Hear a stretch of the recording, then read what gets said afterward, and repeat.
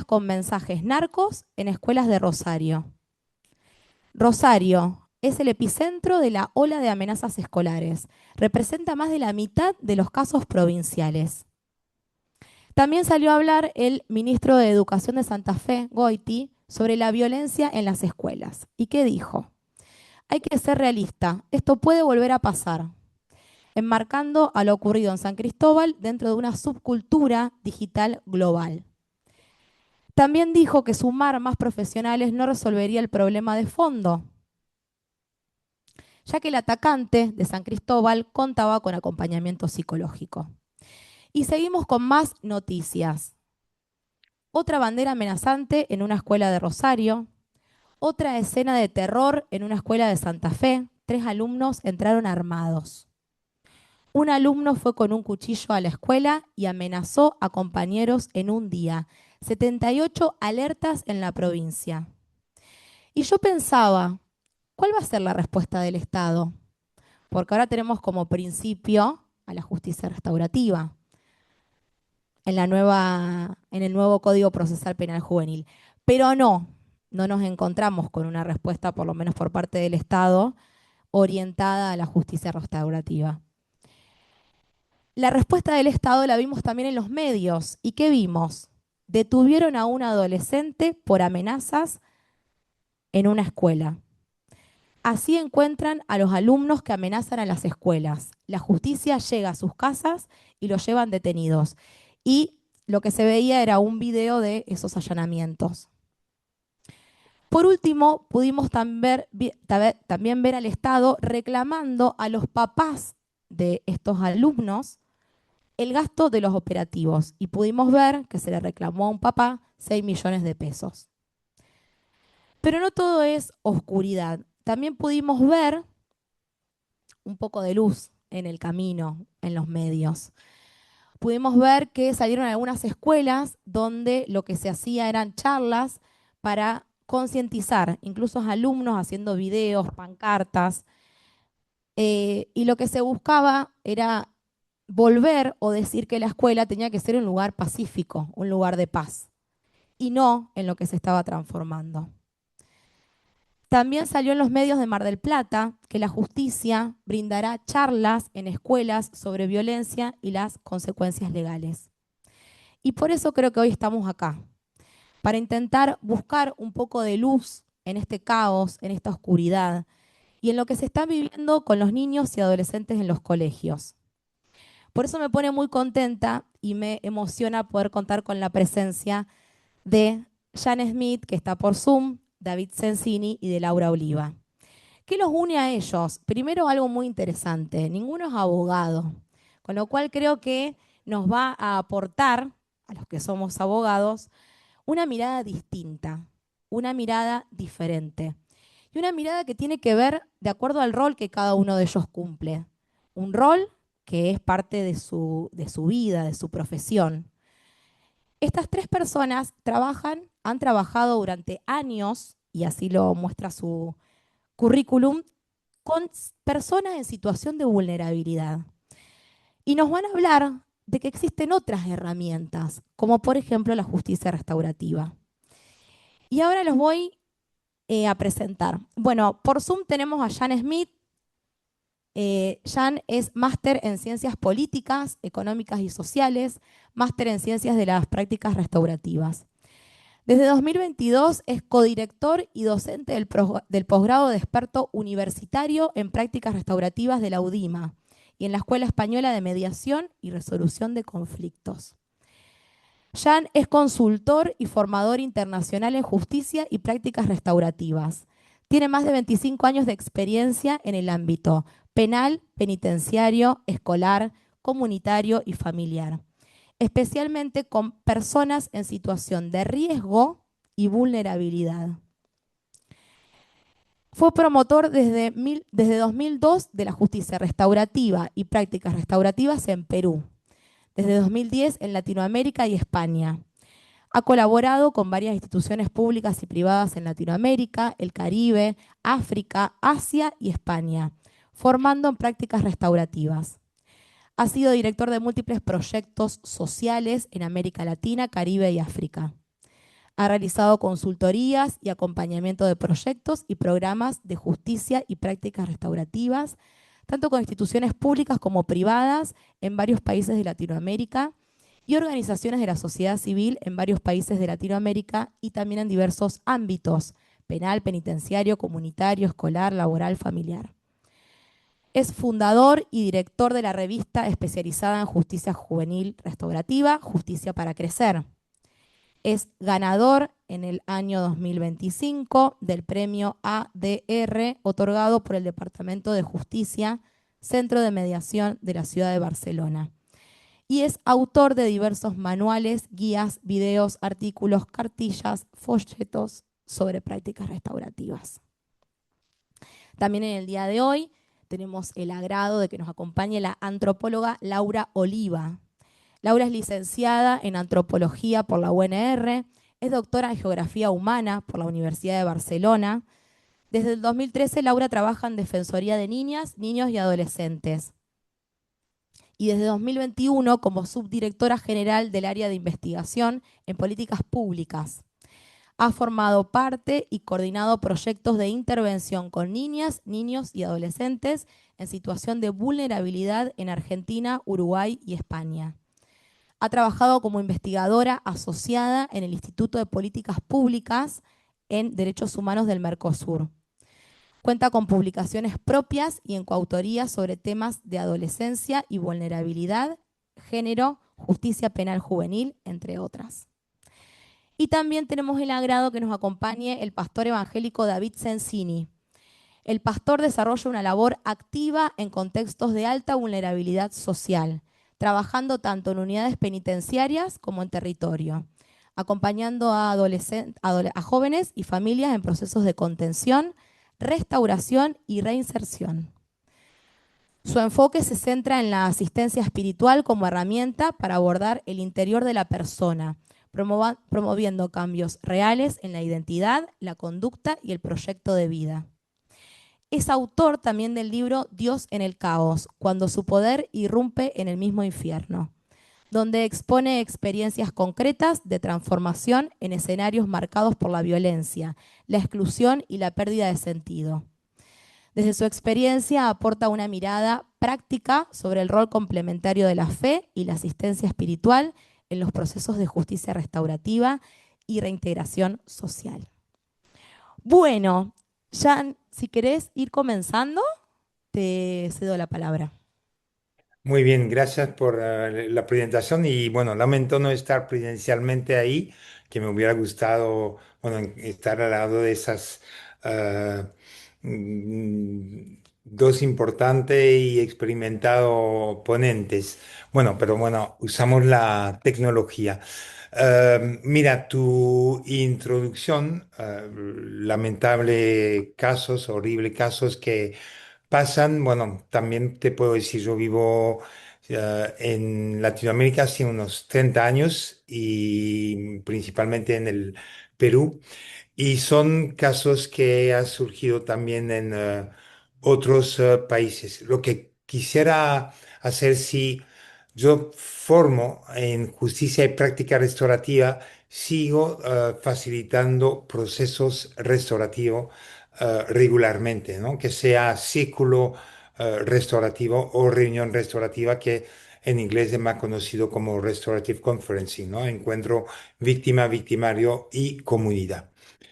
Y si bien empecé a trabajar con adolescentes en conflicto con la ley, eh, cada vez más trabajo en ámbito comunitario y educativo. Entonces, el caso que tú presentaste, eh, son casos que definitivamente hay una reacción automática para, a ver, neorretribucionismo, de volverse más castigador, de aumentar penas, etcétera.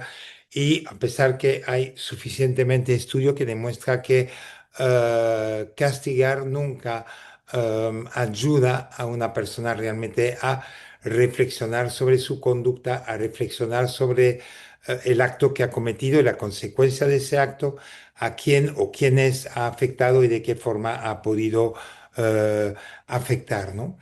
Tú mencionabas la justicia restaurativa, es algo que estoy promocionando hace muchísimos años y la verdad que estamos avanzando en Latinoamérica. Sin embargo, sigue todavía muchos mitos que se cree que la justicia restaurativa es blanda, es permisiva, es solamente para casos de bagatela pequeños, cuando finalmente, bueno, hay suficientemente estudios que demuestran que más serios son los casos, mejor funciona la justicia restaurativa, simplemente porque hay mucho más por reparar, pero también que en los encuentros hay mucho más emociones, ¿no? En los encuentros en círculos, son encuentros, por supuesto, voluntarios y que hay que preparar y hay que cumplir con ciertas condiciones para que las personas están dispuestas, es una decisión propia de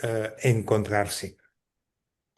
Por eso quisiera comentar un caso que estabas mencionado, lo que pasó en una escuela ahí en Santa Fe, de un caso que me pasó hace 2 años aquí bueno, en Perú.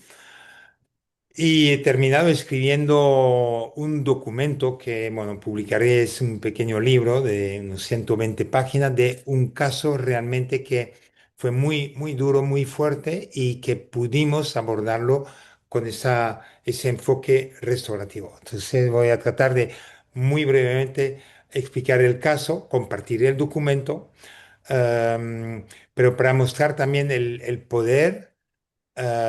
Y yo tengo ganas de a veces de decir la magia que puede tener ese enfoque restaurativo.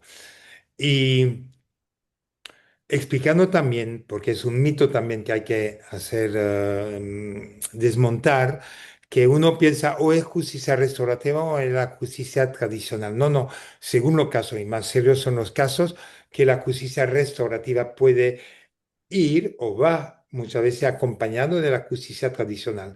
No es que es uno u otro. A veces si podemos trabajar solamente con el enfoque restaurativo porque el caso lo permite, perfecto.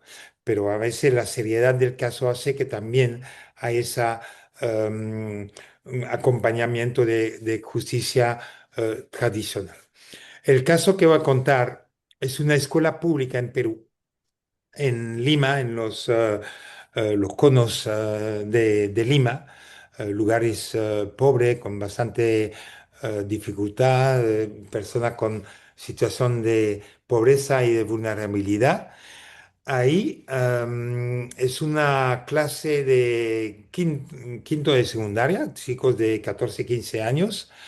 Dentro del salón hay un, un estudiante que viene, bueno, con sus papás durante la época del terrorismo, se movieron a Lima. Es indígena y claramente indígena, se ve la tez morena, sus características.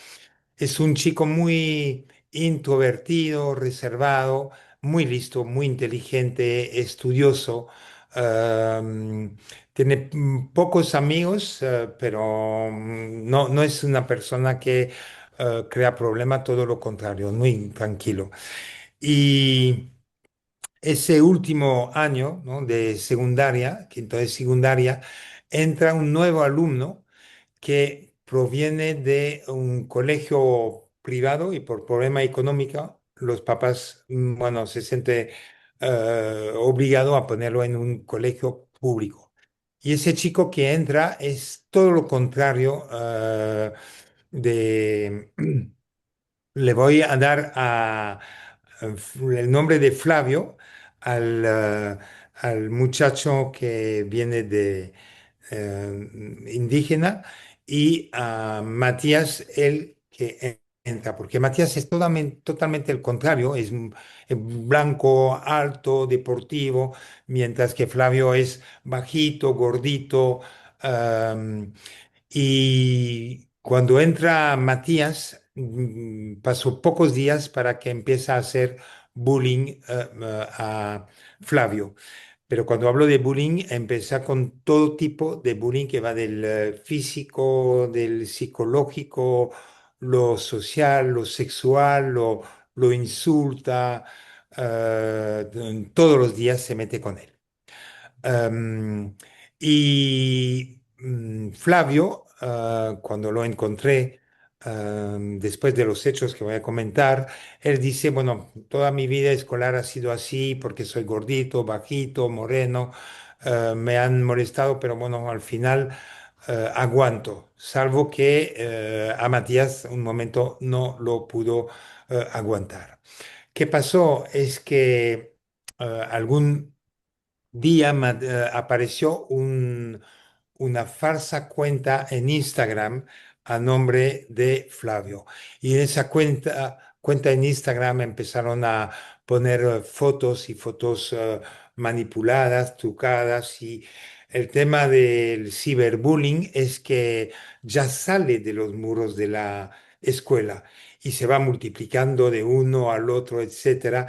Y eso hizo que Flavio no pudo realmente aguantar, entre comillas, como él comentaba, y un día se armó de coraje y se fue a ver en el patio durante el recreo a Matías, preguntándole si él era el autor de esta falsa cuenta y que por favor que la, que la cierre, ¿no? Cierre, ¿no?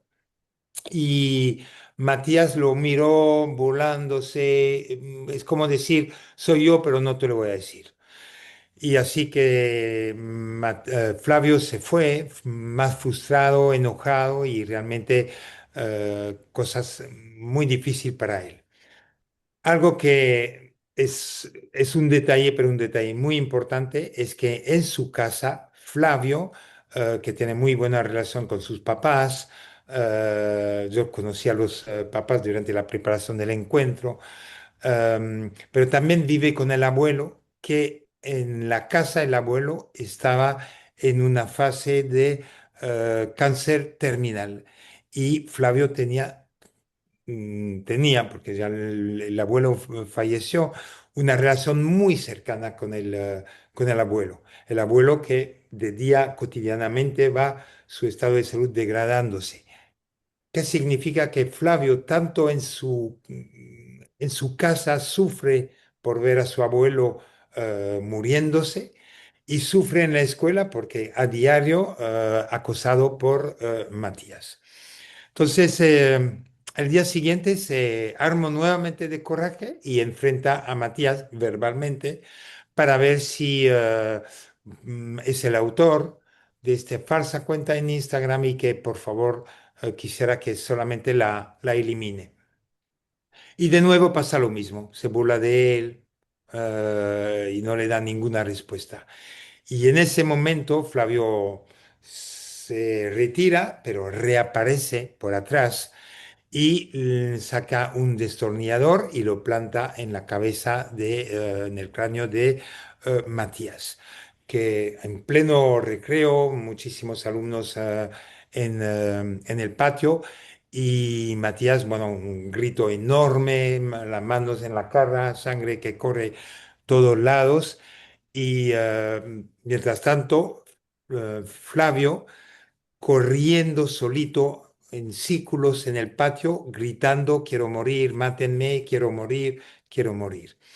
La única persona que se acerca a Flavio es una maestra que sabía que existía bullying, que había ese bullying y con las pocas herramientas que tenía, porque no tenía ninguna formación o habilidades para manejar eso, decía a Flavio, mira, no reacciona, retírate, y a Matías le decía, por favor, déjalo en paz, porque lo molesta, etcétera, lo que no sirve para nada, pero por lo menos intentaba hacer algo y había avisado a la directora de realmente invitar a alguien que hablar del bullying.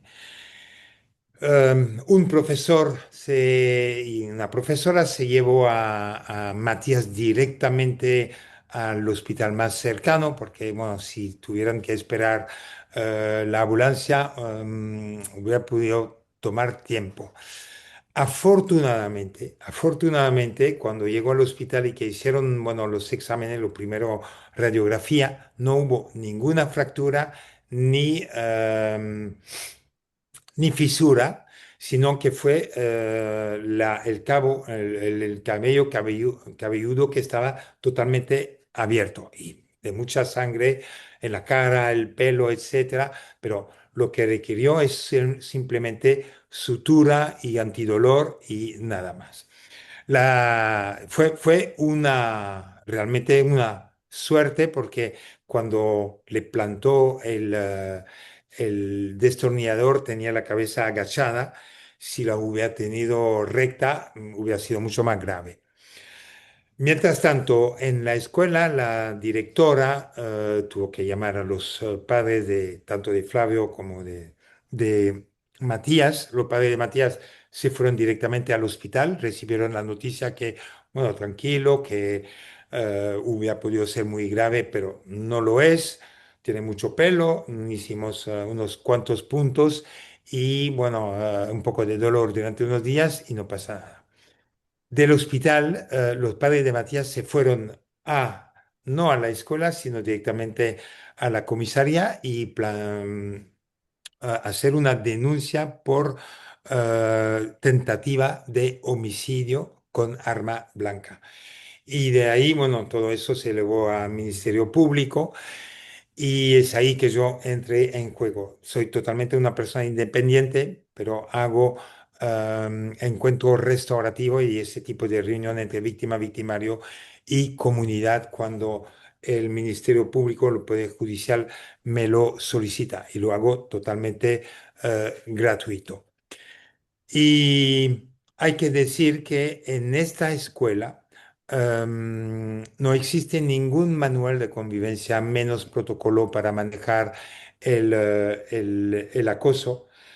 Es decir, que la directora se sentía, por supuesto, culpable, que bueno, no había nada. Incluso parecía era que sabía que había bullying y además no era el único caso, pero ese caso serio nunca hizo algo para intervenir o prevenir ese tipo de situación. Afortunadamente, la fiscal que tuvo el caso tiene un equipo interdisciplinario y que había sido capacitado en justicia restaurativa, práctica restaurativa, unos años anterior. Me contactaron para ver si hubiera posibilidad de trabajar. Y es el documento que he escrito, que escribe toda esa situación que le comenté, pero además la preparación de una reunión, que esa preparación permite em, primero para el facilitador de ver si hay las condiciones para poder hacer un encuentro restaurativo totalmente voluntario, pero también que permite a las personas involucradas en esa situación a tomar su propia decisión de participar en ese tipo de encuentro. Con una psicóloga pudimos hacer esa preparación. Bueno, con Flavio, cuando vimos a Flavio, primero lo vimos muy abatido porque estaba bajo medicina, iba a ver un psicólogo, un psiquiatra, tomaba ansiolítico, tomaba antidepresivo, tenía una voz muy bajita, parecía medio dormido, pero Flavio reconoció que se equivocó, que tuvo un acto totalmente impulsivo y que merecía ser castigado. En ningún momento trató de ni defenderse, pero me estaba acosando desde mucho tiempo y no, nada, solamente castíguenme, lo merezco, etcétera. Mientras tanto, aparte, vimos a Matías y después también Matías y los padres, ¿no? Juntos. Matías fue todo lo contrario, minimizaba, no reconocía realmente los hechos, que era exagerado, que cuando sí molestaba a veces a Flavio, veía que Flavio tenía una sonrisa probablemente muy de vergüenza, pero trataba de minimizar. Así que tuvimos que encontrarnos en dos o tres oportunidades con Matías, no con la intención de forzarlo a que admita su culpabilidad, sino más bien a realmente reflexionar. Nosotros hablamos de un diálogo restaurativo, muy socrático, de hacer preguntas, pero preguntas que necesitan la respuesta, que empuja a reflexionar, no que no son culpabilizadoras, sino de tipo cuéntanos lo que ha pasado, etcétera, ¿no? Hay que crear también con cada uno que sea víctima o victimario em, confianza, serenidad, esperanza, etcétera, ¿no? Antes de abordar realmente el caso. Bueno, al cabo de 3 entrevistas, sí, Matías admitió, reconoció que había molestado y que era también el autor de esta falsa cuenta en Instagram. Es decir, que la práctica realmente del encuentro, de la entrevista, nosotros hablamos de diálogo restaurativo, no es una entrevista de tipo policial, porque en general cierra la relación, no la abre. eh, Termino por reconocer y estar dispuesto también a hacer ese encuentro restaurativo. En un encuentro restaurativo se sabe que una mediación no se puede hacer en un caso de bullying simplemente porque hay un desequilibrio de poder entre las personas en conflicto. ¿Ah? Matías alto, fuerte, etcétera, y el otro era más bien introvertido, reservado, bajito, muy mm, de no reaccionar. Em, entonces, para poder hacer un encuentro es importantísimo, y cuando hablamos de reunión restaurativa, es invitar a persona que acompaña tanto al victimario como a la víctima. Pero además de eso, pueden también ampliar el círculo y tener otras personas. Por eso que en el círculo vino esa profesora que durante los hechos se acercó más bien a Flavio, era la única que se había acercado a él, otro alumno que fue testigo de los hechos, no era ni amigo ni enemigo ni de Flavio ni de Matías. Tratamos nosotros a que la directora participe en ese encuentro. Se negó a participar, buscaba, yo creo, excusas, sentía mucha culpabilidad en esto y no la podía forzar, pero no participó. Participó ambos padres, tanto de Matías como de Flavio. Lo interesante en este caso es que ambos muchachos, tanto Matías como Flavio, tienen un doble papel. Es decir, Flavio fue víctima y víctima desde mucho tiempo y terminó siendo victimario porque plantó ese destornillador. Y Matías era un agresor, victimario, y terminó siendo víctima por haber recibido el golpe de Flavio. La condición para hacer este tipo de encuentro es primero reconocer los hechos. Ambos finalmente lo reconocieran, que hubo daño y definitivamente hubo daño y no solamente daño físico, sino psicológico, emocional, social diría incluso, porque tuvo una repercusión en toda la escuela, incluso los padres de familia, y había necesidad de reparar los daños tanto de uno y el otro. Así que la preparación es importante justamente para abordar eso y tomar la decisión de hacer la reunión y que ellos mismos toman la decisión de hacer el encuentro. Y muy rápidamente para dar el enfoque, em, cosas que pasaron. Voy a decir una o dos cosas y luego me paro porque los tiempos pasan muy rápido, pero durante la reunión, cuando me encontré con el papa de Flavio, el que fue acosado, él me dijo un momento, mm, me gustaría encontrarme con Matías, porque estoy segurísimo que Matías sabía a diario que hacía daño a mi hijo. era consciente de eso y no quiero que me diga que no, o que minimice, etcétera. No. Entonces, una de las preguntas que le hice, pero ¿qué tan cierto es lo que me está diciendo? ¿En qué se basa para estar tan seguro que él estaba muy consciente del daño que hacía a su hijo? Y en ese encuentro en el cual participaba su esposa, pero también Flavio, dijo que a la edad de ellos yo era matón en la escuela. Bueno, no se imagina la cara que tuvo en ese momento Flavio, sabiendo que su papá fue también acosador, y lo miro a su hijo y le dije, sí, hijo, fue matón y sabía que molestaba y que hacía daño a la gente. Ahora bien, no era consciente de la amplitud o el tamaño del daño que hacía, pero mi intención era molestar al otro, hacerle daño, ¿no? Y no había esa conciencia, que es interesante porque muchas veces hay actos que cometen los jóvenes, pero no miden realmente la profundidad o la amplitud del daño, ¿no? Y el Papa pudo hacer esa pregunta durante la reunión. Y el mismo Papa, durante la reunión, cuando se habló, la ventaja de una reunión restaurativa es hablar de lo que ha pasado, es saber qué piensa cada uno presente de lo que ha pasado, qué siente cada uno con relación a lo que ha pasado, quiénes, tratar de identificar quiénes han sido afectados por lo que ha ocurrido y cómo cada uno han sido afectados, ¿no? Hay personas afectadas directa e indirectamente. Y es después de esto que se puede abordar y ahora qué podemos hacer para arreglar las cosas.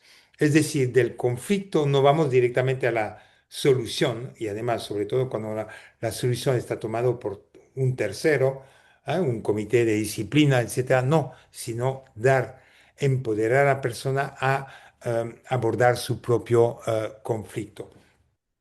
Y en ese círculo hay muchísimas emociones, y digo que en el círculo es como un cerco. Las emociones no pasan, no cruzan el cerco, rebotan de una persona a la otra, es decir, lo que llamamos resonancia afectiva, o los psicólogos dirán empatía.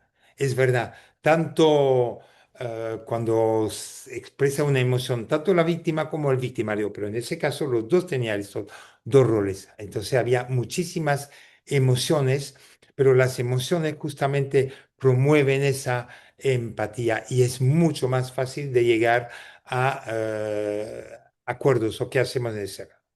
Y terminaré con eso. Uno de los acuerdos que nadie, ni nosotros, la psicóloga y yo, lo pudimos descubrir durante la preparación, porque una buena preparación es necesario, de una buena preparación que necesita varios encuentros, permite ver más o menos cómo va a fluir la reunión. No me da mucha sorpresa. Sin embargo, me dio una en ese caso, porque el Papa de Flavio miró a Matías y miró a su propio hijo, a Flavio, y les dijo: lo que falta aquí en esta reunión, y tenía toda la razón, es la directora de este colegio, porque esa directora no quiso venir simplemente porque sentía esa culpabilidad de no tener ningún manual de convivencia, ningún protocolo de prevención de conflicto y especialmente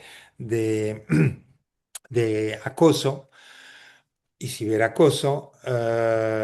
Entonces, yo lo que les propongo, así de claro fue, mirando a Matías y mirando a su hijo, es que ustedes dos, ya que son las vacaciones ahora, se reúnan virtualmente o presencialmente, porque tú, dirigiéndose a Matías, puedes venir en mi casa, si tus padres están de acuerdo, mirándolo padre, y puedes venir y trabajar con mi hijo en crear, desarrollar un documento, un manual de convivencia. Hay suficientemente material en Internet y podían trabajar. Y te invito incluso a comer en mi casa, si tus papás están de acuerdo. Y yo estoy de acuerdo también a que mi hijo, Flavio, vaya en tu casa, si tus padres están de acuerdo, mirándolos, ¿no?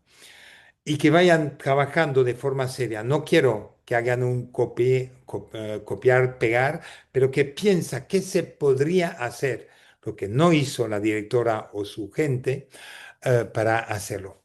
Vino otras cosas como propuesta, pero los padres de Matías aceptaron, Flavio aceptó, Matías aceptó y pude hacer un seguimiento con la psicóloga de si esos acuerdos se iban a cumplir, se cumplieron y llegaron realmente a crear algo que no fue un copiar, copiar y pegar solamente. Por eso que dijo que muchas veces la justicia restaurativa se quedó corta, porque restaurar, reparar los daños, aquí es transformar las relaciones. Llegamos a transformar relaciones. No digo que se volvieron súper amigos, pero sí que empezaron a trabajar juntos, conocerse, relacionarse, reparar los daños como reparar algo para la comunidad y hacer de manera que este tipo de acto no puede volver a ocurrir, ¿no? Am, y por eso digo que la justicia restaurativa no es solamente reparar daño y restaurar las relaciones, ¿no? Es también transformar, ¿cuántas veces se ha dicho? Partir de un conflicto y transformarlo o verlo como una gran oportunidad de aprendizaje. Lo que hubo, el aprendizaje no fue solamente para Matías y para Flavio, sino para todas las personas en el círculo e incluso que hubiera querido un ciclo mucho más amplio, lo que pasa que era las vacaciones, ¿no? No quiero decir más sobre eso, pero sí que voy a compartir con Florencia ese documento Sí, que por explica favor. toda la situación, que explica la preparación y la dificultad que hemos podido encontrar de la preparación. Sacamos los aspectos más importantes de la reunión, los acuerdos y el seguimiento de los acuerdos. Y lo compartiré con ustedes y ahí verán lo ¿qué hubiera pasado si simplemente la fiscal hubiera decidido, bueno, elevo el caso al juez y el juez toma la decisión de tentativa de homicidio y manda a Flavio con privación de libertad? Flavio se hubiera suicidado en el centro penitenciario y muy probablemente que el bullying hubiera continuado y posiblemente que Matías libre y sin ningún aprendizaje y que hubiera podido seguir con ese tipo de acoso. Nada más, disculpe si me he sobrepasado el tiempo. Bueno, Ah, Jan, gracias por compartir tu experiencia. Bueno, Laura, quiero que nos cuentes sobre tu experiencia, sobre tu labor. Hola, se escucha ahí. Bueno, muchas gracias por la, ¿eh? Muchas gracias por la invitación. Para mí también un desafío cuando propusieron venir a charlar a este auditorio, porque uno, no siendo especialista del ámbito jurídico, siempre se siente como bastante inhibido o pensando que qué voy a venir a decir de la justicia, digamos, desde, pero bueno. Em, no, bueno, como me presentó, bueno, muy bien Florencia, yo trabajo desde el año 2013 en la Defensoría de Niñas, Niños y Adolescentes de la provincia, que es un organismo de control de las políticas públicas del Estado provincial. Em, Específicamente, bueno, la Defensoría cuenta con tres áreas principales, una que es el área de atención integral de situaciones que llegan sobre vulneraciones de derechos de niñas, niños y adolescentes, presentaciones que se pueden hacer desde múltiples lugares. Otra área que es el área jurídica y técnica, digamos, que presta, por supuesto, el asesoramiento y el acompañamiento a todo lo que tenga que ver con los procesos derivados de estas presentaciones. Y el área que tengo a cargo, que es el área de investigación en políticas públicas, que antes se llamaba el área de monitoreo. Y así nacimos como área de monitoreo de la Defensoría, y en el 2013, la Defensoría existe desde el año 2012. Su creación bueno, fue creada por la Ley Provincial de Niñez y Adolescencia, la 12.967, que es del año 2009, reglamentada en 2010, donde se especifica la creación de la Defensoría de Niñas, Niños y Adolescentes, que comienza a funcionar en el año 2012.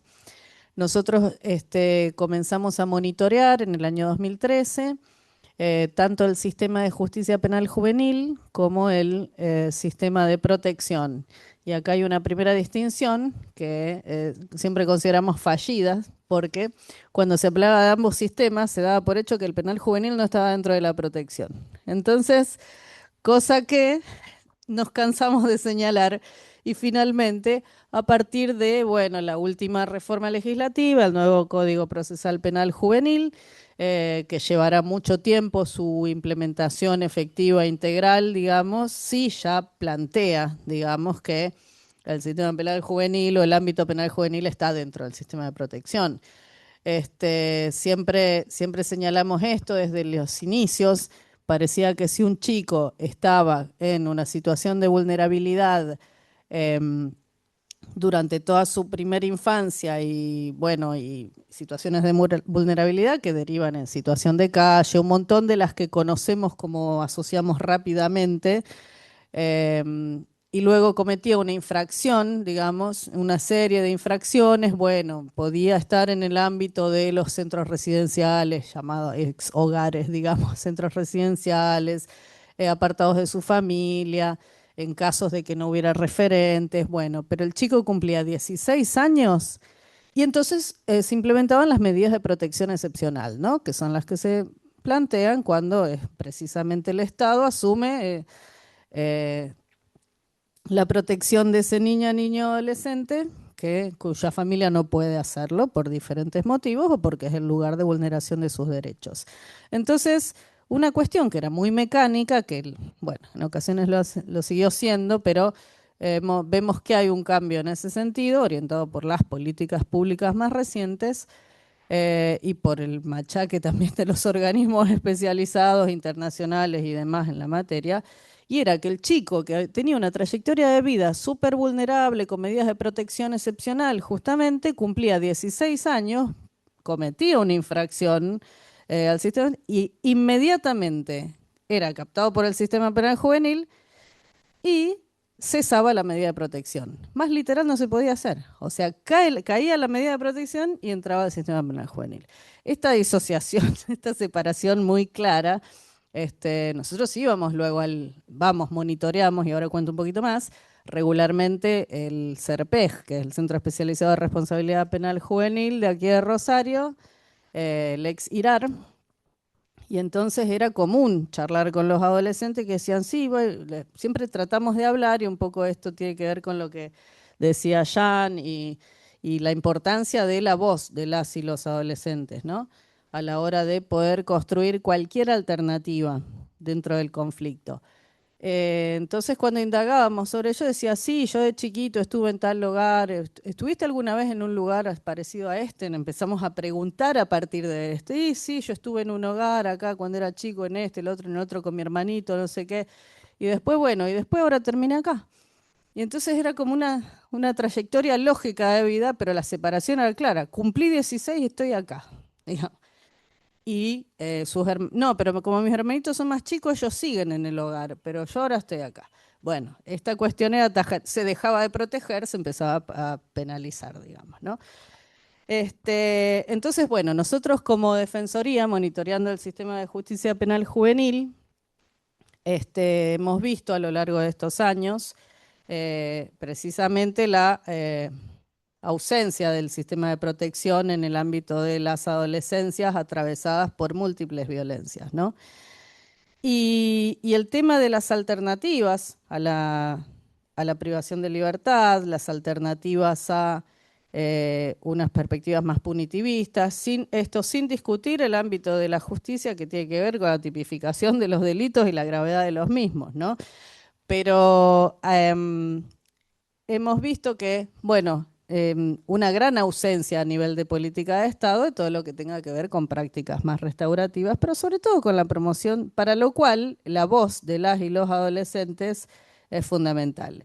Y esto creo que es lo que uno de los más grandes aportes que nos puede traer la justicia restaurativa. Pero volviendo a lo demás, bueno, sabemos, todos ustedes sabrán, porque ya vienen trabajando en esto y son especialistas, que bueno, Naciones Unidas cuando anunció en su momento el modelo de justicia restaurativa, lo hizo como una, literal, citado textual, respuesta evolutiva al delito, que promueve la armonía social mediante la recuperación de las víctimas, los delincuentes y las comunidades. Estos son los términos de estas enunciaciones, ¿no? Primero, hoy los diríamos quizás con términos un poco más felices, pero bueno, en definitiva se entiende bien. Eh, bueno, pero estos tres ejes, el tema de la víctima, de la persona agresora y de la comunidad, eh, son, bueno, los tres pilares y luego Jan podrá hacer las observaciones que considere porque ha escrito muy, muy bien sobre esto. Sabemos también que la justicia restaurativa se implementa desde los 70 en diversos sistemas penales juveniles, ¿no? Y que tiene como origen internacionales, ¿no? Tiene como origen las prácticas, diversos, bueno, orígenes, pero las prácticas comunitarias e indígenas, ¿no? Siempre se vuelve a esto que en muchas sociedades, y en esto sí como antropóloga puedo dar cuenta porque las he tenido que estudiar un montón, eh, sí, el origen de la necesidad de siempre reparar el lazo comunitario, digamos, de la falta de un sujeto, y esto es lo que nos interesa a nosotros quizás analizar, la falta de un sujeto lesiona a toda la comunidad, por lo tanto la restauración de esto implica la participación de todas, ¿no? Como forma de recomposición de la armonía social, porque ninguna comunidad se sostiene si no es armónicamente, ¿no? Y esto está en el origen de la familia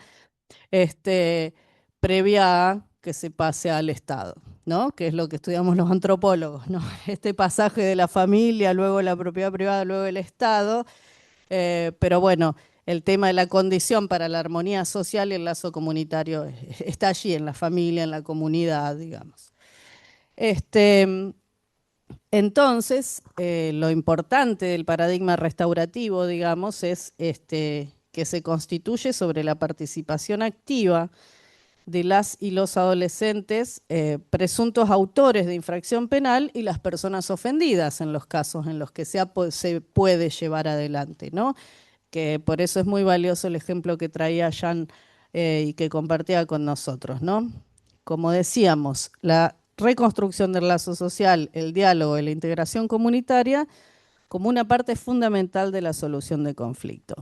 Y en relación al conflicto, algo que también los especialistas de justicia restaurativa siempre destacan y remarcan es la necesidad de diferenciar entre violencia y conflicto. El conflicto siempre existe, el conflicto incluso es necesario. Es necesario y es una oportunidad para trabajar y para tratar de que emerja a partir de esto algo nuevo, ¿no? Algo nuevo y diferente. Lo que, como decía Paulo Freire, trabajó desde la educación popular en muchísimas comunidades, espacios vulnerables y con conflictos, esto que tiene la educación o la pedagogía o la educación popular, que es lo inédito viable, decía Freire. Esto es algo que acontece en el hecho educativo, lo inesperado, lo inédito viable. Bueno, la posibilidad de que surja algo nuevo, esto es un concepto re lindo de la educación popular, cuando alfabetizaba comunidades enteras, ¿no? Y esto me parece que es muy aplicable por algo también en muchos espacios de resolución de conflictos, de mediación, se trabaja con herramientas también de la educación popular. Me parece, bueno, que sería, por eso el tema educativo, el abordaje educativo es una parte muy, es fundamental de la integralidad que requiere entre justicia, educación, salud, digamos, el abordaje de problemáticas como la que hoy estamos viendo, que es la de la emergencia pública de la violencia juvenil, que siempre existió, quizás solapada, pero que hoy también la cuestión mediatizada y la viralización de esta violencia juvenil, este efecto llamador de todos podemos amenazar, digamos, y todos podemos, ¿no? Que ha sido muy complejo, digamos, y cuyo abordaje y tratamiento es súper discutible, ¿no? A nivel mediático. Bueno, el Ministerio Público de la Acusación presentó un informe de gestión hace unos días y plantea allí que como objetivo llevar a audiencias actualmente. ¿Qué pasa por qué voy a esto? Pienso en el caso, hay una gran complejidad con relación a la violencia juvenil, así llamada, que es la discusión entre violencia, reproche penal, punibilidad, bueno, la edad de baja de punibilidad, los punibles, los no punibles. Hubo mucha gente que se quejó de que no iba a recibir un castigo el chico de San Cristóbal porque tenía 15 años, porque recién desde adecuado, proporcional al hecho cometido. No estoy haciendo una valoración propia, sino lo que fuimos escuchando por muchos espacios, porque tiene 15 años y la baja de la edad de punibilidad rige a partir del mes de septiembre. Entonces, y otros casos de delitos muy graves que pusieron en un primer plano esta discusión, bueno, también merecen atención a la hora de pensar que no voy a discutir acá nada de lo que tiene que ver con el reproche penal, pero sí el tema del abordaje de la responsabilización, de lo punitivo. Entonces retomaba esto con relación a lo que el MPA planteaba, que ahora se llevan a audiencias casos priorizados, ¿no? En los que una persona menor de edad, no punible, comete un hecho para poder trabajar la responsabilización, aunque no punitiva, del menor y una respuesta a las víctimas, además de articular con los diversos órganos del sistema de protección a los efectos que intervengan y asuman las incumbencias que por ley tienen asignadas. Bueno, esto que se está planteando hoy con las niñas, niños y adolescentes no punibles, es muy importante que se plantee también para aquellos que son punibles, digamos, ¿no? Y entonces, sí, seguimos ahora, próximamente vamos a asistir a la complejidad de que la no punibilidad va a ser hasta los 14 años, lo cual va a venir a complejizar también estos análisis de las respuestas que se están pudiendo dar frente a episodios de violencias juveniles que, como también consta en una evaluación, en un análisis de los primeros 6 meses de implementación del nuevo Código Procesal Penal Juvenil, sabemos que han aumentado los delitos de carácter más grave entre chicos de menor edad. Digo, esto es un hecho, pero también tiene que ver con chicas y chicos como víctimas de determinadas redes y espacios de violencia, y esto lo sabemos muy bien en la ciudad de Rosario. Con lo cual, digo, traigo acá elementos todos que de alguna manera nos interpelan a la hora de pensar en qué medida la justicia restaurativa como una propuesta viable de abordaje, digamos, que apunte a restaurar un lazo social, comunitario y demás, está claro que está entre lo jurídico, entre lo social y entre lo político. Y que no basta con esto reformar unas normativas, sino que tiene que haber también una decisión del Estado de asignación de recursos y para que también lo restaurativo pase a ser, pueda ser, lo charlábamos antes un momento con David, pueda estar institucionalizado como parte de una política, ¿no? Como parte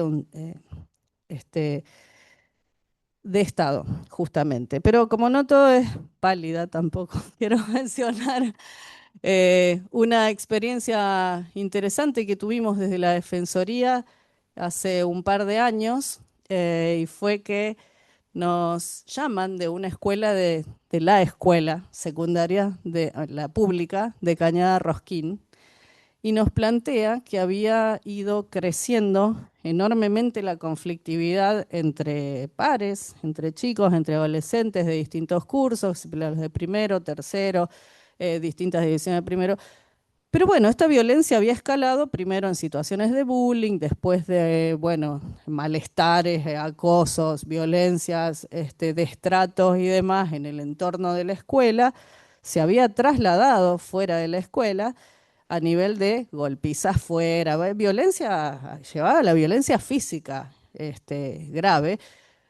Se había trasladado fuera, primero empezó intramuros de la escuela, después fue fuera de la escuela, a la puerta, y después ya aparecieron los padres de los chicos, que terminaron trompadas en los alrededores de la escuela, en la calle. Esto se reprodujo en los clubes del pueblo, que después nos enteramos que estaba muy claro que a tal club van a estos, a tal club van los otros, y esto como bien dinámica de una localidad más chica, digamos, donde hay unas estratificaciones sociales a veces que son bien claras, unos espacios de circulación, pero que a partir de lo que se generaba en la escuela, o se manifestaba, mejor dicho, en la escuela, no se generaba ahí, se manifestaba en la escuela, esto había ido escalando y había así como un círculo de violencia que se ampliaba hacia toda la comunidad. Entonces nos llama a la escuela Cañada Rosquín y plantea, ¿qué se puede hacer acá? ¿Tienen mediación ustedes, algo? Necesitamos que alguien hable con los chicos. Bueno, entonces se organizó un poco ahí, sin nosotros tampoco un programa restaurativo, que todavía no lo tiene la Defensoría de Niñas, Niños y Adolescentes, y esto es interesante comentarlo porque siempre es un proyecto deseable, digamos, y ojalá que podamos llevarlo adelante prontamente, pero bueno, sí hay un centro de mediación. Nosotros como Defensoría especializada dependemos en realidad de la Defensoría del Pueblo. Entonces, por eso somos control de políticas públicas del Estado, pues somos el poder legislativo, digamos. Entonces, de ahí la competencia. Entonces, la Defensoría del Pueblo cuenta con un centro de mediación. eh, armamos como un dispositivo con personas del centro de mediación, equipo de atención integral de la Defensoría, más especializado en situaciones individuales, porque dijimos aquí no es que todos los chicos se pelean con todos, hay emergentes, hay sujetos clave, activos, partícipes en esto, y luego hay todo un efecto general. Y bueno, y participamos también del equipo de monitoreo, porque estábamos más acostumbrados, trabajamos más con adolescentes, digo, por el tema de los espacios que transitamos. Bueno, fue una experiencia muy interesante, pero que nos llevó varios encuentros. Primero, bueno, conocer una charla con las autoridades, que fue muy interesante, porque ahí uno se encuentra con las resistencias que tienen muchas veces en el espacio escolar las autoridades y demás a abordar esto desde un lugar que no sea individualizante de conflictos o incluso patologizante de un par de adolescentes. O sea, no, pero este chico va al psicólogo desde siempre, o sea, ya es problemático, digamos. Entonces nos decía, ustedes saben que hay chicos que son problemáticos. Entonces, estos son problemáticos y buscan y son líderes. Y entonces, bueno, entonces toda esta caracterización, digo, en este contexto, uno quiere abordar una cuestión colectiva, no aporta nada. O sea, salvo 2 minutos escuchamos qué hace ese chico, pero el tema es que se están pegando 30. Entonces, fue una experiencia, por eso digo, positiva, en el sentido de que trabajamos, primero escuchamos las autoridades, vimos más o menos cómo era la cuestión manejo institucional, administrativo de la escuela. Y después propusimos encuentros varios con los chicos grupalmente, trabajamos de primero a quinto año de secundaria. Obviamente no juntamos de entrada los grupos que eran los que habían tenido más conflictos entre ellos, pero pudimos trabajar muy bien grupalmente y me animo a decir que casi no hubo adolescentes que no hablaran. Que al principio estaba ese retraimiento, porque aparte uno cae como un paracaidista, un marciano. O sea, hola, soy de Rosario, soy de la Defensoría de Niñas, Niñas, Adolescentes, venimos acá a charlar con ustedes porque sabemos que ha habido conflictos. Bueno, callado no quiere hablar nadie. Pero sí, se fue generando una cuestión interesante a partir de hablar con ellos y de proponerles papeles, fibrones, charlemos. ¿Qué es la violencia? Una pregunta tan abierta como ¿qué es la violencia para vos? ¿Dónde está la violencia? Bueno, trabajaron en grupos, la cantidad de cosas que empezaron a salir a partir de ahí. Y los chicos se animaron a hablar cuando de conceptualizar la violencia, cada uno de su manera, o de poner ejemplos o cotidianos o más abstractos, eh, a la hora de explicar por qué habían escrito lo que habían escrito, empieza a emerger todo y empiezan a darse cuenta de, bueno, ejemplos cotidianos de violencia y acá en la escuela y acá. Y entonces se empieza a hablar de esto, pero entonces dar la palabra es muy importante y en esto, y no es menor, parece obvio, pero no, el adolescente no habla sino más, ¿no? Entonces, cuando se le pregunta y se le da un valor a lo que está diciendo, eh, esto permite que se genere algo distinto, algo nuevo. Bueno, entonces se trabajó mucho y muy bien. Después trabajamos con distintas técnicas y escenificaciones y propuestas de resolución de conflictos y esto. Fue muy interesante y después porque después empezaron a aparecer las críticas a la institución, digamos, porque está bien, esto pasa acá, pero lo que nos hacen a nosotros, está bien, nosotros nos castigan, y a mí me suspendieron 5 días y este también, pero lo que nos hacen a nosotros, ¿qué les hacen a ustedes? Y aparece la crítica a la escuela, digamos, a la escuela como a la institución. Pero ¿cuáles serían las cosas negativas que hay acá en la escuela? Y no, porque yo entiendo que decía uno, que yo, a mí me da rabia, pero más rabia me da aquel que se hace no sé qué porque está en el cuadro de honor. ¿Qué es el cuadro de honor? Ah, ¿ustedes no saben que hay un cuadro de honor? Bueno, hay un cuadro de honor en la escuela. Un cuadro de honor que es tradicional, histórico de la escuela, que se cuelga en un lugar como medio central, en una galería que da al patio. Y es donde se escriben los nombres de los que son los mejores promedios, digamos, trimestralmente. Entonces suben, bajan del cuadro de honor y esto como expuesto, tipo foro, esto genera unos malestares, unas cosas, unas competencias, terribles. Y entonces nosotros lo hablábamos, y me dice, pero esto se hizo siempre el cuadro de honor. ¿Cómo va a faltar el cuadro de honor en la escuela? No, no, no es quizás, pero es, no sé, otra manera de presentar estas cuestiones, digamos. El cuadro de honor era señalado por todos los adolescentes como una fuente de malestar, de generación de enfrentamientos, bueno, competencias, y entonces sí, aquel siempre está en el cuadro de honor porque él es hijo del rico del pueblo, dijo uno en coso, ¿viste? Entonces, bueno, más allá de esta enunciación, digo, la cantidad de cosas que se ponen a jugar, digo. Y habíamos arrancado pensando que eran las violencias con los chicos.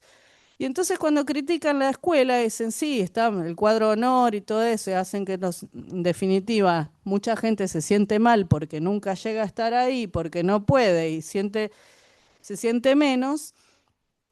Y tampoco es que tenemos, bueno, pero ustedes tienen lugar para plantear esto. Y dijimos, no, no había lugar para plantearlo. Entonces la escuela de alguna manera detecta un malestar, pero también es cierto que no había habilitado espacios de diálogo, digamos, y de escucha hacia las y los adolescentes. Entonces aparece una demanda de poder expresarse más, de participar, de incluso organizarse, y esto nos llevó varios meses. Bueno, como experiencia feliz, digamos, al final, para resumirlo, fue interesante que ellos pudieron visualizar, además de algunos procesos de mediación que hizo el centro de mediación, sobre todo con los padres, con los adultos, porque los adultos que se habían pegado entre ellos, porque los hijos se habían pegado primero, o sea, estaba terrible esto, porque en la comunidad, digamos, familias se habían golpeado, o sea. Entonces hubo, por un lado, una intervención orientada a trabajar con los adultos, que es fundamental. Y después con los chicos aparecía esta cuestión de la necesidad de la voz, de la participación y demás, y organizarse. Y aparece la idea de unos, decís, lo que pasa que acá no hay donde quejarse, porque si te quejas con los docentes, como ellos mismos te castigan, no, nada, nos tendríamos que quejar con otros que son como nosotros. Entonces, y bueno, ¿qué? Y un centro de estudiantes. Entonces, ahí aparece la cuestión de, ¿y si se arma un centro de estudiantes? Nunca hubo centro de estudiantes, le preguntaba a la escuela. No, nunca hubo un centro de estudiantes acá.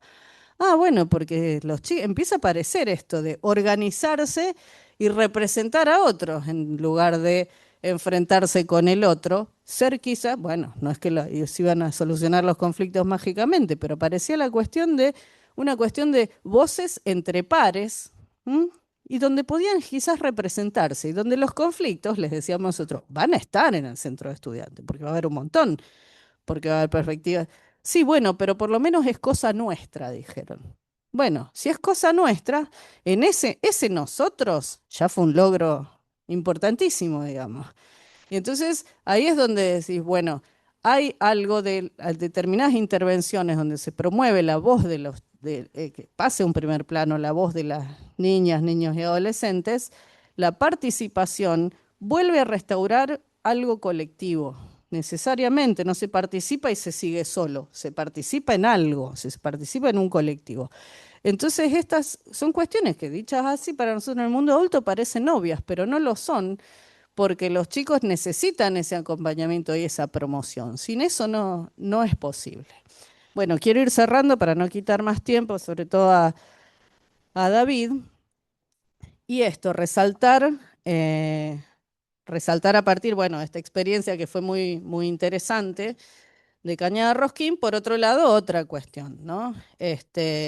Pensando en los desafíos de la justicia restaurativa frente a la violencia, frente a delitos graves y demás. Jan decía muy bien que él, bueno, ha escrito sobre esto en otros lugares y que uno de los mitos que hay sobre la justicia restaurativa es que no puede abordar temas graves, ¿no? Delitos graves. Hay mucha discusión sobre esto, yo no me animo a sacar ninguna conclusión, pero, pero es cierto que hoy lo que nosotros estamos viendo de la experiencia esta de visitas regulares, por ejemplo, al ex IRAR, nosotros recorremos todos los sectores de alojamiento y hablamos con los chicos, dedicamos muchas horas a eso cada vez que vamos, y notamos un cambio en estos años de lo que los adolescentes enuncian, ¿no? Que nos parece por lo menos llamativo para seguir pensando. Todos hay mucha necesidad de hablar. Hay mucha necesidad de hablar, pero cuando uno se presenta, antes era cuando uno se presentaba como defensoría, el chico decía, ¿pero qué sos? ¿Defensor de qué juzgado? No, no sé, entonces no tenía ningún interés. Si no era defensor del Poder Judicial, no tenía ningún interés hablar ¿para qué voy a hablar con vos? No me sirve para nada, ¿no? Y bueno, hoy esto no pasa mucho. Eh, lo que nos llama la atención, y es un alerta, que los chicos antes hablaban, nos sentábamos igual con ellos desde la defensoría, charlábamos siempre de la afuera, charlamos de la familia, charlamos del barrio, de qué hacía, qué no hacía, hasta que cayó ahí, si tenía o no tenía ahí hijos, porque los adolescentes que están presos son padres y madres ya, esto también hay que tenerlo claro.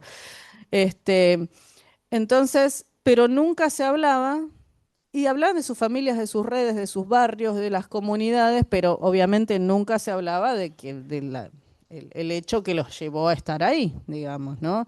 De la causa, como dicen ellos. Nunca hablamos de la causa. Y como defensoría a nosotros eso tampoco nos interesa, porque nosotros no somos la justicia, y no vamos por ese lado, digamos. Nos interesan las condiciones y el acceso a derechos de los chicos en el sistema.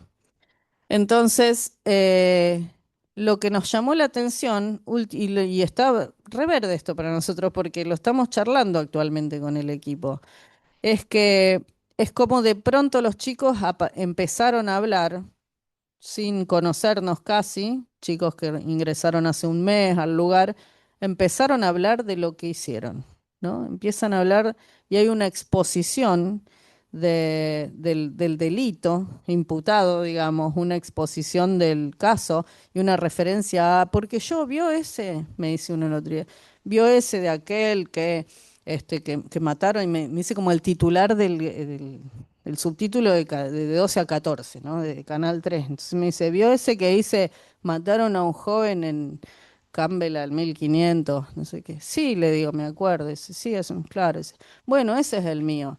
¿El tuyo qué? No, y el mío, el caso mío. Bueno, entonces esto es inédito, esto no pasaba. Esto no pasaba que se enunciara de esta manera. Estaba con un compañero al lado que se conocían del barrio antes y dice, no, sí, el mío no fue tan así, me dice. El mío fue más, bueno, más una tentativa, dice, pero bueno, también salió, resalió en todos los canales. Bueno, como mucho de hablar de lo que se hizo, cosa que no se hacía, hay otro código, se habla de esto y además se hace referencia a la resonancia que tuvo, ¿no? En la tele, de momento. No se da la cuestión, por ahora lo que estamos viendo, de esta resonancia viral, de estas redes, de qué es esto que tanto preocupa en otros sectores, digamos, donde se está asistiendo, por ejemplo, que si hacemos una división muy rápida, sin ir a determinismos socioeconómicos ni mucho menos, pero todo esto que tuvo lugar de las amenazas en las escuelas, espacios de chicos escolarizados. Primera distinción. Estos otros chicos, la mayoría no está escolarizada hace muchísimo tiempo, digamos. La mayoría no completó la primaria. Esto es una estadística clarísima que tenemos. Entonces, son otros universos. La necesidad de hablar de esto, hablar de violencias cometidas o en las que se han participado, es común en los dos. Está en distintos medios, ¿no? Circula por distintos canales, pero está esta necesidad de enunciar algo y de hablar. Y entonces, bueno, nos parece que bueno, que la necesidad hoy es esta emergencia de las voces, de poder decir algo de lo que aconteció, de lo que se transitó, de hacer alusión a otro sujeto, ¿no? Y demás, puede quizás pueden ser elementos interesantes a tomar cuando se plantee, ¿no? Armar algún tipo de programas e instituciones. Sí, con relación a la posibilidad de promover diálogos y reparaciones desde lugares institucionalizados. Así que bueno, no, como decía, se me ocurre para terminar lo que decía Mari Beloff siempre, que era, pensemos no castigos alternativos, sino alternativas al castigo. Gracias, perdón la extensión. Bueno, muchas gracias, Laura. David, bueno, a ver, queremos saber qué pensás vos sobre la utilización de la justicia restaurativa y qué impacto tiene en tu labor. Bueno, muchas gracias por la invitación. Para mí es un placer estar en este panel, ¿no? Con tanta gente que ha estudiado el tema y está en territorio. A mí me toca mucho estar en el territorio de distintos ámbitos, en las cárceles, en los barrios y también en una comunidad que nosotros tenemos, que es una iglesia. Y ahí nos llegan miles de casos. Así que preparé una diapositiva para poder expresar lo que quiero hoy y que juntos veamos algunos temas, ¿no? Eh, y a mí me interesa esto, el interior y la voluntad del joven, porque se habla de muchas cosas, pero lo que nunca podemos llegar a ver es el interior del joven para poder ganarle la voluntad. Y es ahí de donde nuestra responsabilidad, nuestro trabajo más fuerte que tenemos. Entonces, el trabajo con jóvenes en conflicto con la ley, que aparece con mucha claridad, no solo hay una conducta que corregir, hay una voluntad que está afectada, y ahí hay un punto clave, la conducta se regula desde afuera, pero la voluntad se gana desde adentro. Entonces, el problema de trasfondo son patrones rotos. En la experiencia en territorio vemos que muchos jóvenes llegan con vínculos familiares quebrados, ausencia de figura paterna o materna, falta de contención emocional y carencia de referentes. Eso genera muchas cosas, ¿no? En su identidad, inseguridad, dificultad para sostener límites y baja valoración de sí mismo. Muchos jóvenes no solo están en conflicto con la ley, están en conflicto con su propia identidad. Y ahí es algo que yo me quiero detener. ¿Por qué? Porque cuando alguien está en conflicto con su propia identidad, no sabe para dónde ir. A mí me tocó un caso, bueno, varios casos en la iglesia que llegan con muchos problemas. Hace poco un sicario pidió entregarse conmigo a la justicia. Bueno, y de esos temas muchos más, pero me acuerdo de un joven de 17 años que viene a mí y me dice que no da más, que se quería suicidar, que tenía mucha culpabilidad en su vida.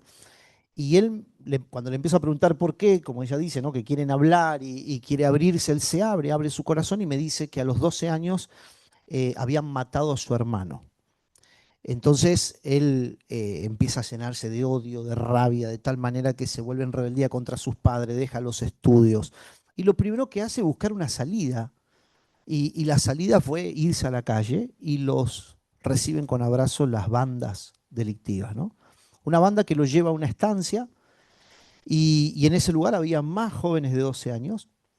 Y en ese lugar dice que le dieron dinero para que él se compre lo que quiera y le dieron una mujer para que él pierda su virginidad. Entonces le dieron una identidad, se hizo hombre porque en ese momento perdió su virginidad. Y así todas las semanas, al punto de que él ahora le debía a esta banda. Entonces la banda le dice, bueno, ahora necesito que te vistas con una ropa de escuela, una mochilita, porque necesito me traslades cosas. Entonces terminó buscando su identidad en la rabia que tenía, terminó de mula, llevando droga en su mochila. Y bueno, hasta los 17 años que a la banda ya no le servía más, terminó tirando tiros a negocio y tantas cosas. Pero llega a la iglesia, ¿no? Y llega para abrir su corazón y decir por qué llegó a donde llegó. Y ahí es donde yo veo esto, ¿no? De la falta de identidad que hay hoy en día. Eso genera falta de identidad, inseguridad, dificultad para sostener límites, baja valoración de sí mismo. Y miren lo importante que quiero que vean en este momento. No lo puedo acá pasar. Ahí está. Lo que no se construye se desordena. Y cuando no hay identidad, seguridad, sentido, el joven busca permanecer donde puede. Y muchas veces lo encuentra en entornos violentos, grupos delictivos, conductas de riesgo. No porque no entienda, sino porque necesita ser alguien en algún lugar. Y ese tema a nosotros como sociedad nos tiene que poquito mover dentro nuestro para descubrir quiénes son, para descubrir cómo se sienten. Entonces, ahí viene el rol nuestro, que es el más importante, ¿no? Porque el delito muchas veces no solo es transgresión, es búsqueda de identidad. Entonces, el aporte de la asistencia espiritual, que ese es nuestro rol en la sociedad, ahí es donde aparece ese rol tan importante, no desde lo impositivo, sino desde el vínculo. Entonces, nosotros empezamos a crear en nuestra comunidad porque gracias a Dios lo que generamos es muchos voluntarios. Porque el que uno puede ayudar ahora quiere ayudar a otro, quiere servir a otro en la sociedad, entonces nos encontramos con muchísimos voluntarios. Por ejemplo, para entrar en las cárceles hoy tenemos 400 asistentes espiritual en toda la provincia, gente que lo hace a honores, gente que no cobra por esto, gente que pide permiso a su trabajo para ir. Eh, Al penal juvenil vamos, de distintas comunidades. Y eso se logra, ¿por qué? Porque ahora ellos pertenecen, se siente que pertenecen a algo y se sienten importantes. Entonces, algo muy importante, la asistencia espiritual tiene una característica particular. Puede llegar a lugares donde otras intervenciones no pueden. ¿Por qué? Porque trabaja sobre el sentido, la identidad y el valor personal. Y en muchas experiencias la palabra de Dios tiene un efecto concreto. Ordena, confronta y construye internamente. Entonces la reconstrucción de la identidad, muchos jóvenes crecieron con ausencia, abandono o rechazo y eso deja una marca profunda. Algo que me queda siempre en mi mente, mi padre hace 40 años que va a la cárcel Han pasado muchos gobiernos, han pasado muchas cosas que se han cambiado en la justicia. Y nosotros, nuestro trabajo es, aparte de acompañamiento, es una pata más de la mesa, pero muchos no lo veían así. Yo lo acompañaba de chico y me acordaba eh, que vi muchas cosas, ¿no? Me llevó cuando yo tenía 16 años, así que imagínate que vi de todo. Y vi a muchas bandas, muchas cosas que se ven dentro de la cárcel. Pero una de las cosas que vi es la marca que genera eso. ¿Por qué? Porque he visto 3 generaciones presas dentro de una cárcel. He visto al abuelo, al hijo y al nieto en distintos pabellones. Le decían a mi papá, por favor, ¿podría ir a visitar a mi hijo? ¿Podría ir a visitar a mi nieto? Y vimos que la única manera que pueda cortarse eso en la sociedad es el mismo individuo. Es cuando la persona logra sanar la herida. Es cuando la persona logra recuperar la identidad. Entonces él tiene que cumplir una condena con la justicia, tiene que, no, por eso no se le va a aliviar la condena, tiene que cumplirla de adentro, pero ahora tiene un patrón que ya cambia en su vida, quiere dejar un legado. Entonces quiere urgente darle la información a sus hijos, a sus nietos, que ese no es el camino para seguir. Entonces lo que nosotros encontramos que hay adentro, empezamos a encontrar voluntarios para decirle a otros que ese no es el camino y que la violencia no nos lleva a nada. La violencia engendra violencia, dice la palabra de Dios. Por eso yo escribí un libro que se llama Dios en el caos y cuento acá algunos testimonios reales de personas que salieron en libertad hace 20 años, 17 y nunca más volvieron a delinquir, pero lo más importante es que ninguno de sus hijos terminó detenido o tuvieron actos de violencia. Terminaron los estudios, hoy tienen una carrera y eso para nosotros es el trofeo más grande que podemos tener. Entonces, uno de los puntos, la fe introduce un concepto restaurador muy fuerte. Y dice la Biblia, ¿no? Aunque mi padre y mi madre me dejaren, con todo, Dios me recogerá. Esa parte en la Biblia que lo dice el salmista David, un hombre muy sabio, un rey, él lo dice ¿por qué? Porque nosotros somos todos hijos de Dios. Y Dios va a usarnos a nosotros para recoger a los que están abandonados. Y sabes que muchas veces no es porque faltó un padre o una madre en la casa. Este joven que yo conté recién, el padre y la madre estaban en la casa. Pero la ausencia no es solamente porque no estén ahí, sino porque no supieron ser padre, porque no tuvieron los valores necesarios para poder ayudarlo a su hijo cuando estaba tan mal a los 12 años y lo abraza una banda delictiva. Entonces yo creo que como sociedad tenemos que entender de que Dios va a usar a las personas, a jueces, abogados, fiscales, no solamente a los pastores, ¿no? Somos todos hijos de Dios, pero ahí es donde ahora Dios se involucra en la justicia restaurativa. Darle una esperanza y poder decirle a esos jóvenes que hay otra manera de vivir. Entonces creo que como sociedad nosotros tenemos que aprender esto, ¿no? Traducido en términos prácticos, no estás descartado, no estás solo y tu historia no terminó acá. Porque si bien quizás hay personas que hoy están con mucha violencia, pero necesitan que alguien manso los guíe cuál es el camino. O sea, a mí me gustan los caballos y siempre lo comparo, ¿no? Pero es como aquel caballo loco que no está en un palenque y rompe todo, pero de repente lo atan a la cincha de un manso y lo sacan a caminar. Y aprendió el camino del manso. Y creo que tenemos que usar a los que salieron de la violencia, a los que encontraron el camino, dejaron las adicciones, dejaron tantas cosas que los llevó por malos caminos, porque van a aprender el camino nuestro. En la iglesia hoy todos dicen, no, bueno, ahí están todos que salieron de la delincuencia, drogadictos, y bueno, como sociedad, si eso nos toca, pero afectamos a todo el ámbito social. Tenemos de todo en la iglesia, ¿no? Pero cuando un joven deja de sentirse abandonado, empieza a cambiar su forma de vivir. Y una de las cosas que yo vi dentro de los penales es que mi padre cuando logró ganarle la voluntad a la persona, ellos ahora cambiaron su conducta. Por ejemplo, ellos mismos pintan su pabellón. Ellos mismos cuidan su higiene. Le empezamos a enseñar el respeto a la autoridad.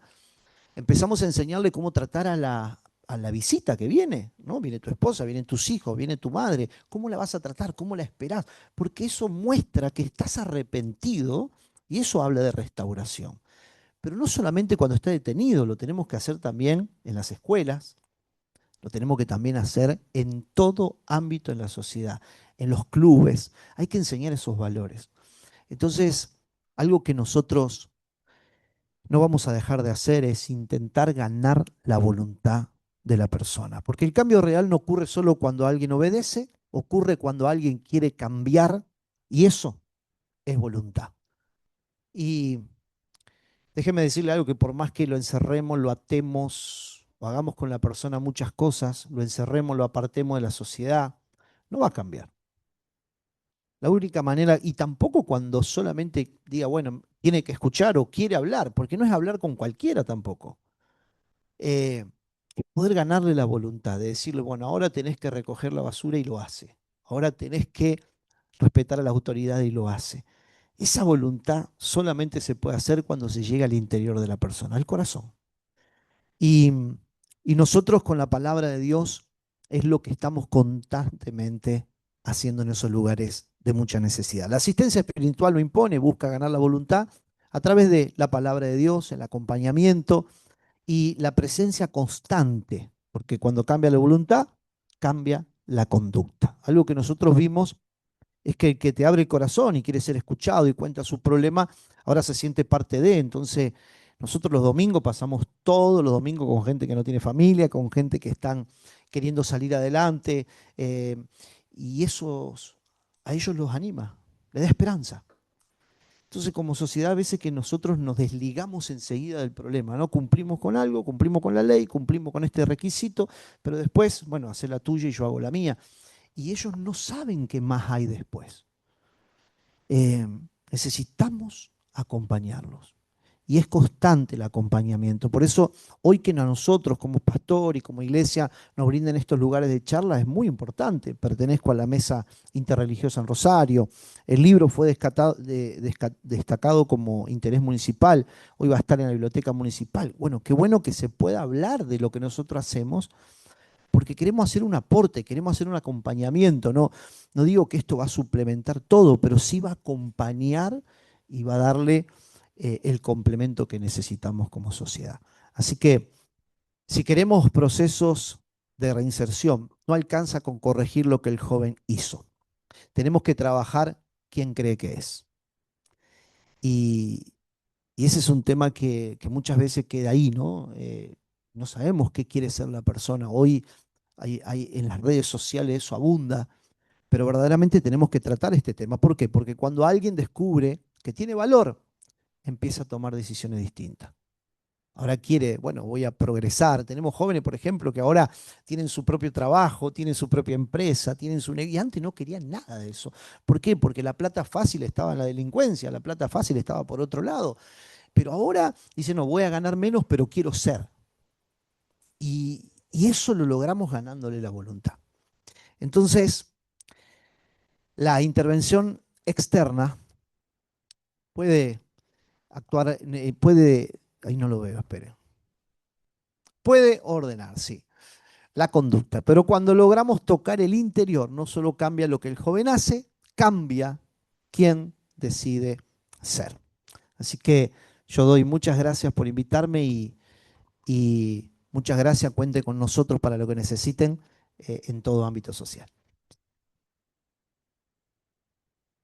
Bueno, David, qué interesante lo que contás y qué interesante es que se divulguen estas actividades. Yo, por ejemplo, le contaba a David cuando hablábamos para preparar la charla que yo cursé la carrera de Derecho en la UCA y nos ofrecían en tercer año de la facultad pastoral carcelaria. Está bien, nos anotamos dos locos y la que terminó yendo a la cárcel fui yo sola, pero que estas labores se muestren es re importante, porque, a ver, va a haber mucha gente que le va a interesar, muchas que no. Y la verdad que la labor que se hacía desde Pastoral Carcelaria era terrible de acompañamiento. Y lo que yo pude ver fue mi primera aproximación con la cárcel, estando estudiando, y lo que yo veía es lo que vos decís. Yo incluso había empezado a anotar con nombres y las historias de cada chico que se acercaba todos los sábados que íbamos a las visitas, y todos tenían un denominador común, y no tenía que ver con lo económico, con lo social, era la falta de contención y de afectos. Ninguno de estos chicos tenía un referente y muchos habían tomado a la persona que nos llevaba a nosotros a pastoral carcelaria como referente, como padre, como hermano, como...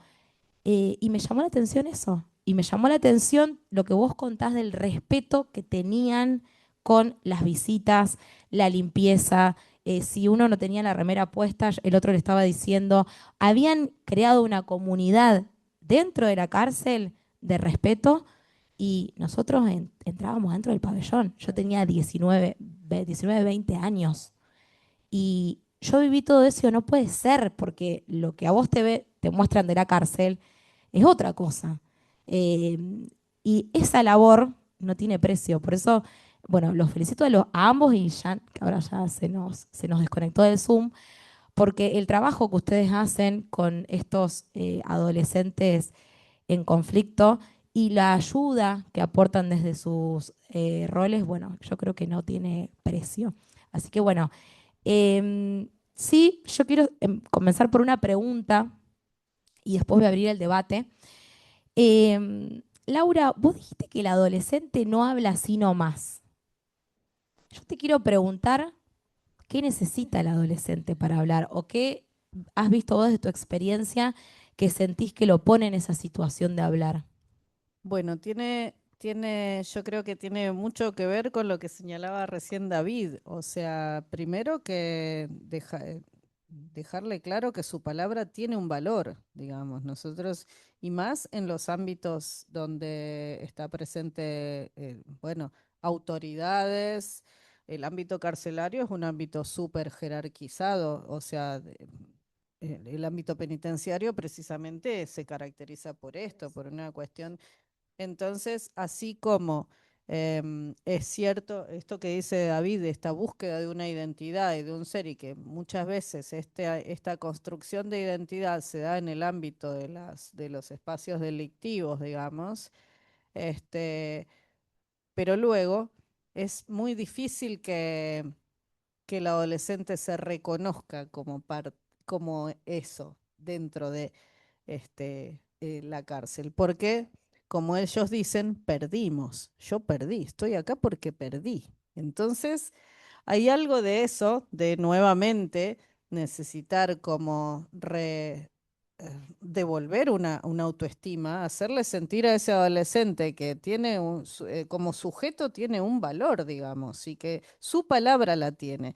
Y entonces, cuando está rodeado quizás de especialistas del derecho, de la salud, pongamos por caso, de docentes y demás, claro, ¿en qué lugar queda su palabra? ¿Cuánto lugar tiene? Este, nosotros nos pasó mucho esto, entonces el adolescente no habla así nomás, pero porque tampoco se generan muchas veces las condiciones para que el adolescente comprenda lo que le está pasando, y pueda asumir con su voz otro tipo de participación, digamos. Entonces, de alguna manera, devolverle su voz como valiosa hace que pueda, que sienta que su palabra importa y que pueda ayudar a modificar algo, por empezar su propia realidad en esos espacios y cuando tenga la posibilidad de estar fuera de ellos, digamos. Entonces los adolescentes no hablan así nomás. No, es muy difícil. Por eso nos llama la atención que ahora emerja mucho esto de querer hablar y decir yo hice esto, fui yo, viste, salió acá, allá.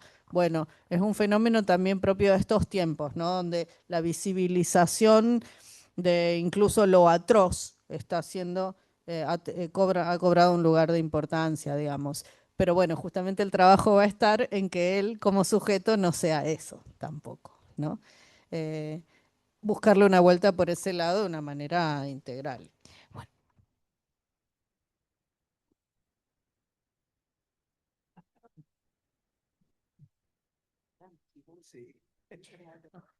Bueno, buenas tardes, barra noches. Eh, yo soy Victoria, soy secretaria del instituto. En primer lugar, agradecerles por estar acá. Quería hacerles una pregunta, me pareció muy interesante todo lo que expusieron, también al disertante que se encuentra vía Zoom. Por ahí me quedé pensando un poco, yo desde mi lugar que no estoy tan metida adentro de todo esto. Me parecieron muy interesantes las dos visiones, pero pensaba en lo complejo que es intervenir sobre las adolescencias, sobre todo porque ya es complejo el tema subjetivo de un adolescente que no está metido en conflicto con la ley penal, digamos. Entonces les quería preguntar para ustedes como profesionales o también vos, David, desde tu lugar espiritual, ¿cómo es tu relación con las instituciones? Es decir, ¿para ustedes es complejo articular también con las instituciones o con el servicio penitenciario a la hora de ayudar a estas personas o de acompañarlas? Porque me imagino que no debe ser sencillo tampoco, y menos en este momento, con todo lo que está pasando, digamos. Bueno, buenísima la pregunta. Para nosotros, hace, como te digo, 40 años que vamos a todas las instituciones, al servicio penitenciario. Nunca tuvimos un problema porque terminamos siendo una necesidad para el Estado. Nosotros no necesitamos al Estado, el Estado nos necesita a nosotros. Eso yo lo tengo en mi libro también, que es algo que vi en el caminar con mi padre. Y entonces hoy tenemos las puertas abiertas, tenemos muchos pabellones. Para que te dé una idea, el pabellón que le dicen pabellón iglesia o el trabajo que hacemos, nosotros somos personas civiles entrando dentro de un pabellón. Y eso ya es un montón. O sea, nosotros no tenemos una capilla que sacan a un interno, sino nosotros entramos adentro de la jaula con los leones y nos jugamos. Pero la verdad, al vos poner la cara por ellos, ellos terminan abriendo su corazón y es la mejor manera de ayudarlo. Y nos hemos encontrado con personas, no sé, te puedo decir, fiscales, abogados, no solamente chicos que crecieron en una villa. O sea, hay de todo ámbito social. Hace poco me encontré con un joven que tuvo un accidente con su auto y terminó para el festejo del Mundial, atropellando a una persona y terminó presa por asesinato. Y él me dice, nunca estuve preso, no tiene un tatuaje, no, y terminó en un pabellón iglesia porque en ese lugar él, bueno, podía estar más tranquilo, pero ahora terminó restaurando su familia, o sea, él está estudiando ahí adentro, tiene otro. Entonces, nuestro trato con todo el servicio penitenciario, las instituciones son muy buenas porque terminamos siendo una necesidad. No sé distinto a ella, que por ahí va como control, pero nosotros vamos como una necesidad y la verdad que es muy bueno el trato con todos los gobiernos que han pasado, ¿no? Así que gracias. Bueno, interesante la pregunta. Y la relación, en términos generales, en el presente, la relación es buena, digamos, con el servicio penitenciario y con las autoridades civiles a cargo de las instituciones que dependen del Ministerio de Seguridad, de Justicia y Seguridad.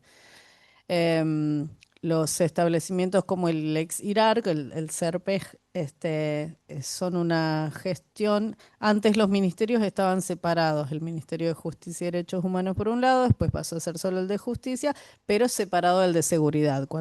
Entonces siempre era una gestión mixta, ¿no? Entre dos ministerios. Ahora que están juntos, bueno, de todas maneras, coexisten dentro del ministerio todo lo que es la parte civil, que es la Dirección Provincial de Justicia Penal Juvenil, y la parte de la Secretaría de Asuntos Penales, que tiene a su cargo el servicio penitenciario. Son dos órbitas diferentes, pero nosotros lo que hemos visto con los años, hemos visto un poco de todo. Hemos asistido a la época donde habíamos armado hace muchos años un cuestionario que tenía que ver, para aplicar con los chicos directamente, que tenía que ver con relevar a premios ilegales, digamos, y malos tratos. Entonces, porque eran más frecuentes. Eran frecuentes. En contextos de, bueno, ausencia de personal civil, determinadas cuestiones, requisas, las requisas que son sorpresivas siempre son un elemento de conflicto muy grande, porque eh, ahí se interviene sobre lo que ya es una transgresión, digamos, el celular que ingresó, eh, la, la- la marihuana que ingresó, porque todas estas cosas existen, digamos, esto ingresa, en la cárcel está y en la de los chicos está, y entonces esto es un elemento. Entonces, bueno, entra el servicio penitenciario a hacer una requisa sorpresiva, levanta y se lleva todo eso, que nadie sabe cómo llegó ahí, y esto suele generar cuestiones que pueden tornarse violentas. Lo que hemos visto en los últimos años, nosotros como Defensoría tenemos, o sea, cuando hemos detectado que ha habido situaciones de malos tratos y demás, y esto se documentó, lo que hicimos fue, en su momento se había armado un protocolo que era que se pudiera realizar esta denuncia, digamos, ante la Secretaría de Derechos Humanos, ante el juzgado de menores en ese momento, y Defensoría acompañaba, digamos. Entonces, pero bueno, también ahí había que ver cuántos chicos se animaban a decir, me pegó tal, porque después lo tienen que seguir viendo todas las noches, digamos. Entonces, no son temas fáciles. Ha hecho un trabajo el Ministerio de Seguridad en los últimos años, diría, no sé si tanto de profesionalizar más al servicio penitenciario, pero sí se ha tratado de abordar de alguna manera a través de capacitaciones y demás, mejorar un poco las condiciones de convivencia entre ambos. Los chicos le siguen siendo empleados. Al penitenciario le dicen empleado siempre. Esto es una cosa, digamos, que antes tenía una connotación que generaba como una respuesta violenta del y ahora no, hay una cuestión. Y hay otro tema también, que en los últimos años disminuyó considerablemente dentro de los institutos el personal civil. Por falta de recursos, la pandemia marcó un antes y un después, hubo mucha gente que se fue de licencia y nunca regresó y luego pidió traslados. Entonces se redujo muchísimo, lo cual para nosotros es algo negativo, se redujo muchísimo la presencia de personal civil, esta figura del acompañante que tenía una connotación más socioeducativa. Esto se redujo. Y quienes siempre están, nunca hay huelga, nunca hay paro, nunca hay, es el servicio penitenciario. Entonces, hoy por hoy, el servicio penitenciario es el que garantiza la mayor parte de las necesidades cotidianas de los chicos que antes lo hacía el acompañante juvenil o el operador juvenil. Este es un tema que no es menor y nos hemos cansado de señalarlo, pero les preguntamos, también es cierto que les preguntamos a los chicos, ¿y qué tal? Siempre esta pregunta, ¿y qué tal con el servicio penitenciario? ¿Bien? ¿Todo bien? Sí, sí, todo bien, no hay problema. Capaz hay alguno a la noche que es medio, te mira medio mal, ¿viste? Pero si vos no te enganchás no pasa nada. Dice ellos mismos, digamos, que es el consejo que uno les daba. ¿No? O sea, entonces hay una, digamos, ¿no? La cárcel nunca va a ser pacífica, pero hay una convivencia y me parece que se avanzó en ese sentido, se avanzó. Seguimos señalando que tiene que haber más presencia de agentes vinculados al educativo y no tanto al control penitenciario.